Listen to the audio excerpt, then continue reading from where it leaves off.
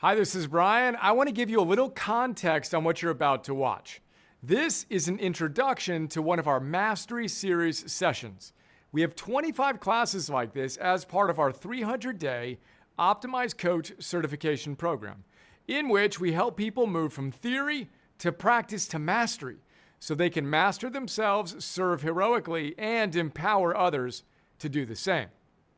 Now, we've had nearly 2,000 people from nearly 70 countries go through our Optimized Coach program. About half of the people who go through the program are coaches who want to take their coaching practice to the next level, or they are aspiring coaches who want to become full-time coaches.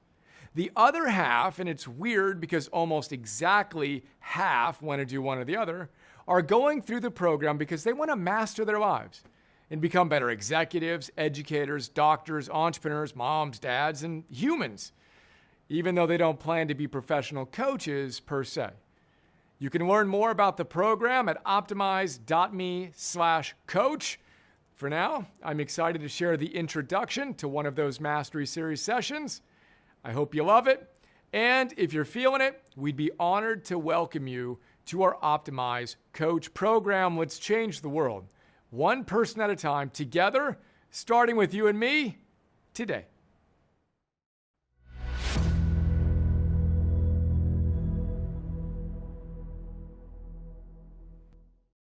Hi, this is Brian. Welcome back to the Optimize Mastery Series. Today we've got Module 6, Part 2. Our first fundamental is going to be on eating. I am going to suggest that this is the number one fundamental, the number one lever that we can pull to change our lives, our families' lives, and the world. The number one lever, changing how you eat. That might sound like an exaggeration, but it is not. We can do a lot when we optimize our nutrition, both for ourselves and at a societal level. I'm excited to jump in. And of course, last session was big picture fundamentals. Dig deep if you're all in to go high, right? We've got to get our foundation, our fundamentals dialed in. We have 7: eating, moving, sleeping, breathing, focusing, celebrating, and prospering, which literally means to go forward with hope. Right? We're going to have fun with that. And then, of course, we're going to wrap it up with our final module, practicing our philosophy, you as optimists, you embodied. So, Module 6, eat. We're going to start this one with an asterisk. Never started one with an asterisk before now, but an important asterisk. 3 things we need to qualify this class with. Number 1, we are not medical doctors. We don't play one on TV. Unless we do, or unless we are medical doctors, actually. We have a lot of medical doctors who have participated in our program. But if you aren't, let's recognize that fact that we are not. 2, if you are working with yourself on these ideas and or a client on nutritional ideas that we're going to explore, and they are on medication, then they need to consult their doctors, because when you start making some simple shifts relating to your nutrition, what you're eating, etc., you very well may not need the medications you're on or need to adjust them appropriately. So 1, we're not doctors. 2, if you're on medication or working with someone who is, have them consult with their doctor before they go all in on this stuff, which is very exciting news because you can affect change quickly. And 3, we like to say that there is no the way in general. That's particularly true with nutrition. So I'm agnostic as to what approach you take, whether it's vegan or paleo or anything in between or outside of that. What I'm going to challenge you to do is think about these core fundamentals.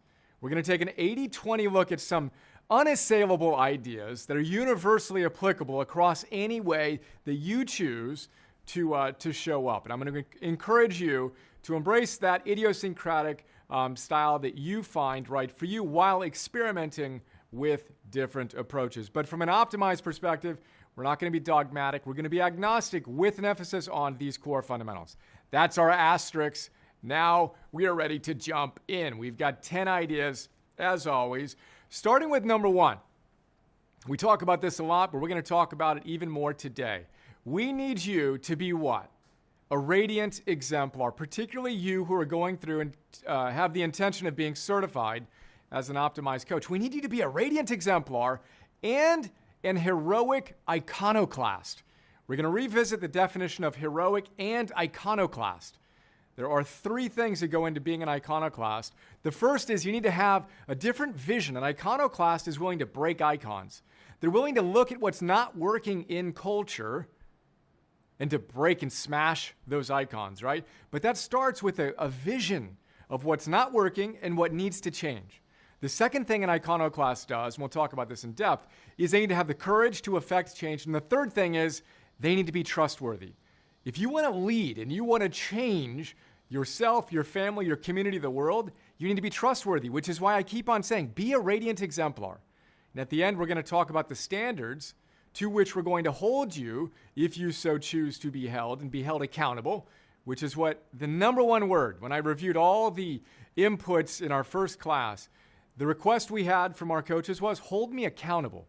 Really challenge me to go for mastery rather than just going through the motions. So we're going to talk about that in our final idea. But you, radiant exemplar, heroic iconoclast, then we're going to give you playfully the blue pill. Only in this case, the blue pill is the one you want to swallow, not the red pill.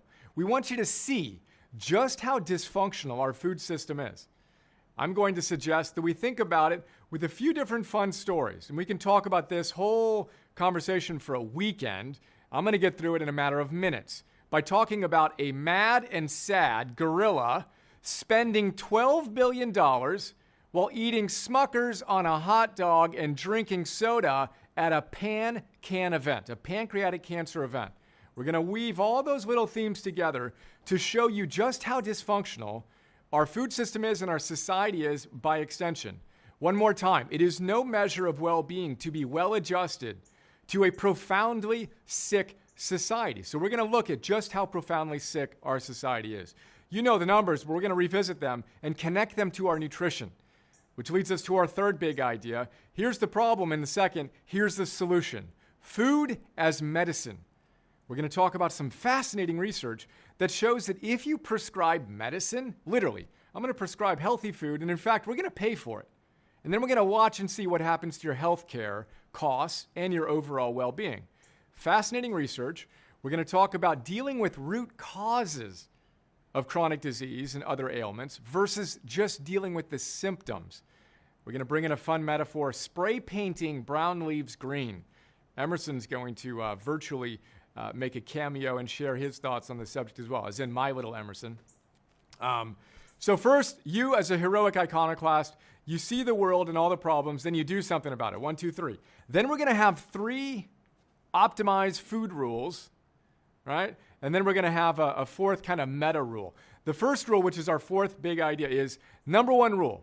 According to Mark Hyman, great book Food Fix, which I highly recommend, stop drinking your sugar. He says is the fastest way to change your life and to change the world. And of course, your family, etc. Stop drinking sugar. That's soda and asterisk parents fruit juice, not a health food. We'll talk about that in depth. That's our first food rule. Stop drinking your sugar. The second one is eat real food. Michael Pollan says eat real food, mostly plants, not too much. I like that. We're going to go with eat real food, right? And stop eating or throw out the factory food. We're going to talk about 3 different forms of factory food. We're going to talk about ultra-processed food, factory farmed animal food, and we're going to talk about factory fat, fake fats, vegetable oils. Each of those needs to go. That's our second food rule. The third food rule is eating sunsets, right? We've got digital sunsets, last input tech. Guess what? We want to have last input food. Stop eating. Have an eating sunset. The research here is fascinating. We're basically going to encourage you to give yourself the night off. Don't eat when it's dark, is how Dave Asprey puts it. There's research on how that benefits us from a weight perspective, from an energy perspective, from a cancer perspective. This is important. 13 hours is going to be the magic number we want to think about. A window of 13 hours between your last meal and your next meal the next day. We'll do some math on that as we go. So then we have, our 3 food rules. Stop drinking your sugar, eat real food, throw out the factory food, and take the night off, eating sunset. Then we're going to have fun saying, you know what? Act like a professional optimizer and your favorite philosopher. So a lot of people say you can arrive at the optimal place nutrition-wise simply by eating the way your great pre-industrial revolution grandparents ate. So I'm going to say, hey, think of your favorite philosopher who's over 300 years old. Act like them. And then be a professional optimizer. We're going to have fun connecting a 0 to the phi symbol that represents a philosopher. More on that in a moment. Then we're going to talk about 8, 9, and 10. 8 is going to be you tapping into your iconoclastic superpowers. Essentially, we're going to revisit our thoughts on motivational theory and put it into practice as it relates to our nutrition. You're going to activate your energy. You're going to have the right why. You're going to do your behavior model design. B equals math, making your kryptonites invisible, etc., related to your nutrition. The 9th idea is going to be conquerors writing food prescriptions. I'm going to talk about the difference between a conqueror and a patient. Fascinating etymology there. We are conquerors, which means to seek successfully. To seek successfully. A patient, just to get to the punchline already, is to submit. We're not going to submit. We're going to seek successfully. We're going to write food prescriptions for ourselves. We're also going to purge our pantry of food we know we shouldn't have in there, which is where all nutrition books start. Get rid of the temptations. Make it invisible. Buy your willpower at the store, etc. Then the 10th idea is one more time. You being a radiant exemplar and heroic iconoclast, being willing to do the hard work, to have the strength for two, to protect yourself, your family from this dysfunction in our society.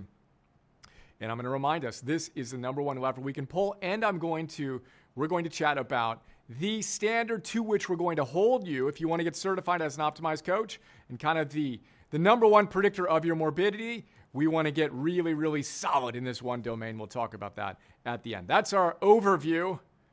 As you can probably tell, I'm fired up. This is one of my favorite subjects, and this is one of the ways we're going to help you change your life fundamentally and permanently. All right, our first big idea, you are a radiant exemplar and an heroic iconoclast. Again, why we spend so much time in our program on the Mastery Series and client number 0 is you will always be, if you want to become a coach, your greatest asset, right? Your business as a coach, you and your consciousness and who you are, your energetic presence, your physical well-being, your creativity, all of that, your energy, etc., is going to be your number one asset. Therefore, we need you to dial it in. And again, eating.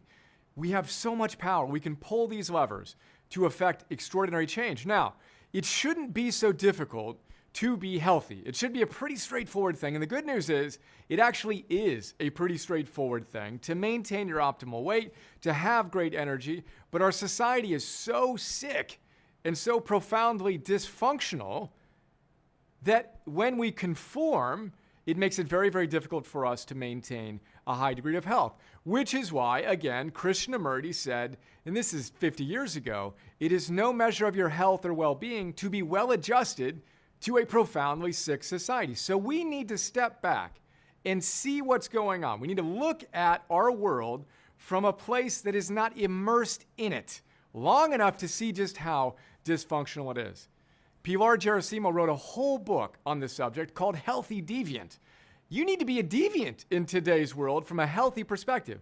If you want to be normal, well, then you're going to be overweight or obese. You're going to be subject to all the chronic diseases that are literally killing us, right? We have the COVID-19 pandemic still going strong as I'm filming this.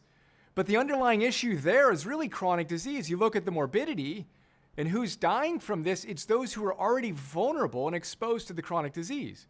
Now, 80% of chronic diseases, whether that's heart disease or cancer or diabetes and all the other leading causes of death, are preventable, 80%. And you know what the number one lever is? It's nutrition. Yet 60% of our diet comes from ultra-processed food that we're going to talk about today. And guess what? When you increase your diet by 10%, for every 10% of your diet that comes from processed food, you increase your risk of chronic disease by 14%. Every 10% processed food, you increase your risk of chronic disease by 14%, which is why we have 2 billion overweight, obese people on this planet and why we suffer from as much chronic disease as we do. So you and I and our community needs to step out of that heroically to protect us from the dysfunction that's going on and be willing to be iconoclasts. We can check out the note on the science of iconoclasm called Iconoclast by one of the world's leading neuroscientists. He says 3 things we need to think about to be an iconoclast. And again, one who is willing to break an icon of a culture and say, that is not right. And I propose this. The first thing is you need to have a vision of what's broken and what's possible. You need to see things differently. You need to step out. Then you need to have the courage to do some smashing, to propose a creative destruction process of no more of this. Let's create that. So you have the vision and you have the courage to take action, to be in integrity with that vision you aspire to create in your life, your family, and the world. And the third thing is you need to be trustworthy, right? How do you develop trust? The number one way is be in integrity.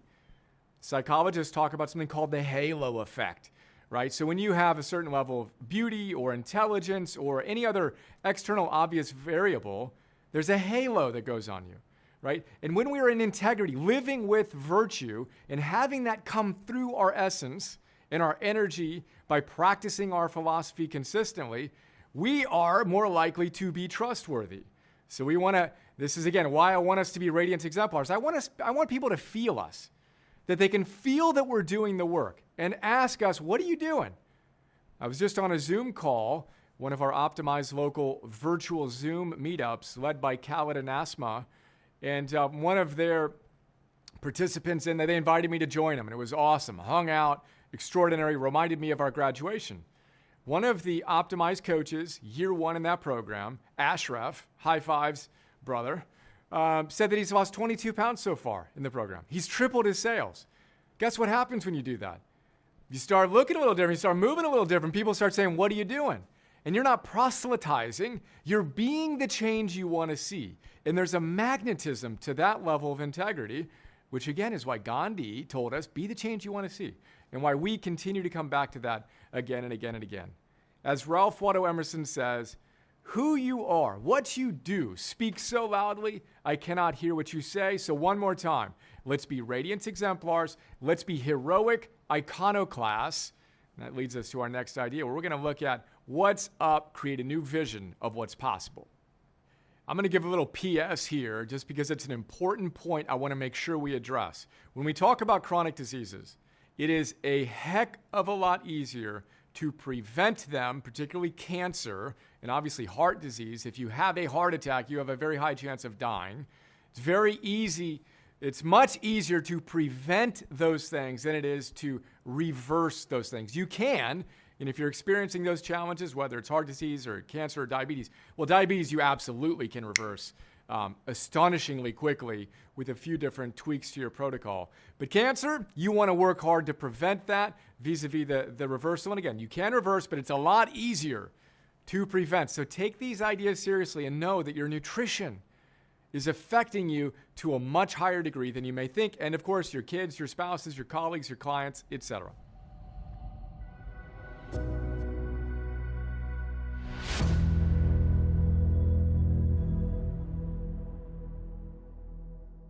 Hey, this is Brian again. I hope you enjoyed that overview of a Mastery Series session and got some wisdom out of it you can apply to your life today. What was it? Again, you can learn more about our Optimized Coach program at optimize.me/coach. And here's a fun little video we put together featuring some of our Optimized Coach graduates describing what they got out of our program and why they loved it so much. You can also check out hundreds of other testimonials at optimize.me/coach. Have an awesome day, and let's do this. This year, everything changed. The single best year of my life. It is the most essential course for living your optimist self, being who you need to be. It gave me clarity of what I want to do in life. If you want to totally change your life, join Optimize. Like I look at New Year's resolutions every year. I'm really good at making them, but it's funny because I look back and they were always the same goals, like every single year. I can actually do new goals this next year because I've put into practice and it's just part of my life. It's part of my routine. It's who I am. And that's amazing to be able to move forward like that with that confidence.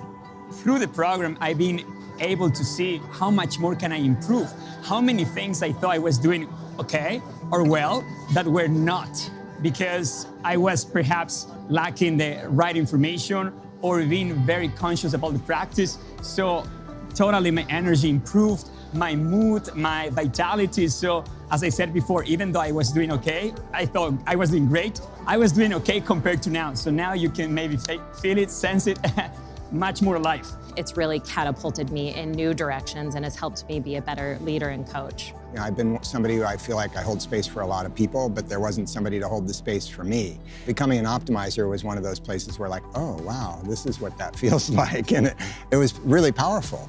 The way that Brian simplifies a lot of the data that he has, like he gets the science behind it, but because he uses that every single day in his own life, he makes it really practical and very simple to apply it very easily. Like if you listen to something on one day, you could be practicing on that same day.